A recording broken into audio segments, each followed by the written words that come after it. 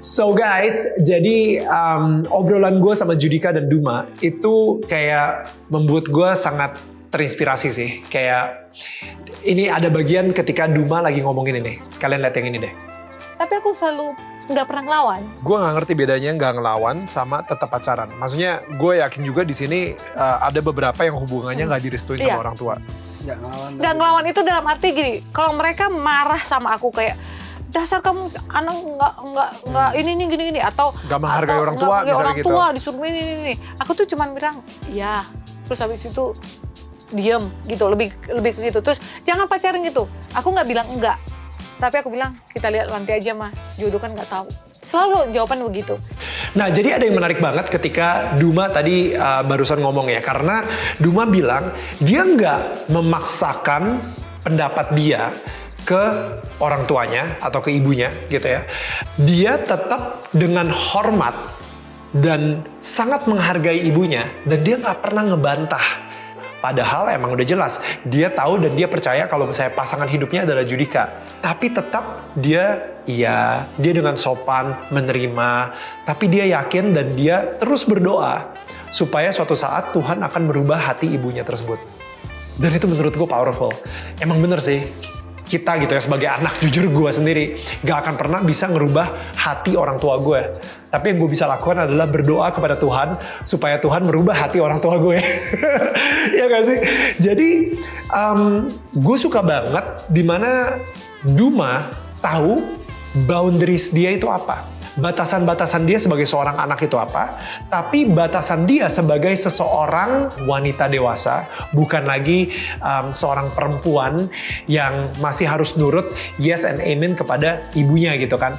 Tapi dia benar-benar sudah punya sebuah, gue adalah seorang wanita di mana gue sudah bisa memutuskan pilihan-pilihan yang terbaik untuk hidup gue sendiri.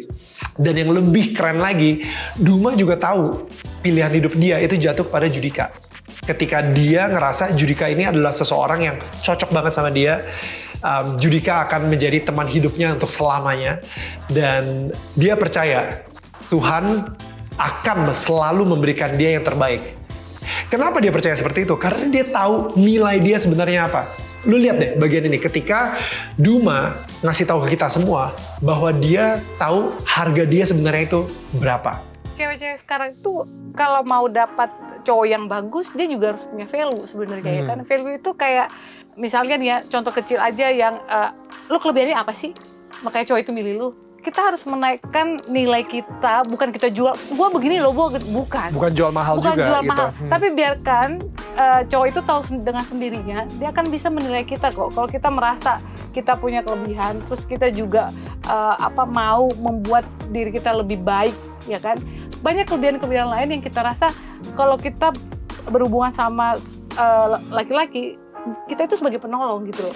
Ketika kita sebagai penolong, kita bisa ngebantu dia secara positif, dia akan merasa happy dengan kehadiran kita. Ya kita punya nilai sendiri yang dia nggak mau tukar sama yang lain. Nah, dan itu sih, kalau misalnya lu seorang perempuan nih dan lagi nonton, atau lu seorang wanita yang lagi nonton saat ini, yuk kita sama-sama belajar dari Duma. Karena dia tahu banget siapa identitas dia sebenarnya di mata Tuhan. Ya nggak sih? Dia adalah seorang princess. Dia seorang permaisuri gitu. Dia adalah seorang yang sudah pantas dan layak mendapatkan yang terbaik di hidup dia karena dia tahu nilai dia itu apa. Dia kayaknya nggak berkompromi tuh dengan nilai dia. Dan itu bagus banget sih menurut gue ya. Kalau misalnya lu saat ini tahu nilai lu itu seberapa. Karena lu nggak akan bertahan di sebuah hubungan sama pacar lu ketika pacar lu itu mulai merendahkan lu. Ketika lu ngerasa direndah-rendahkan sama pacar lu, tapi lu tetap berkompromi dan lu ngerasa ya udahlah, gue emang layak kayaknya direndahkan sama pacar gue.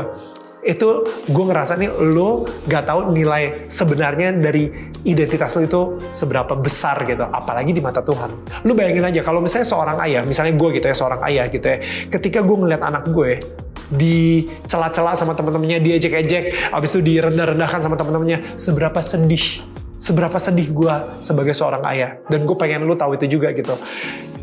Ketika anak gue diejek-ejek dan direndah-rendahkan sama temen-temennya gitu ya, dan gue denger soal itu, gue akan datang ke anak gue akan bilang ke anak gue, lo adalah anak yang paling gue sayang, lo adalah anak yang paling gue cintain banget, gue gak akan pernah menukarkan apapun yang gue punya supaya lo bisa direndah-rendahkan seperti ini.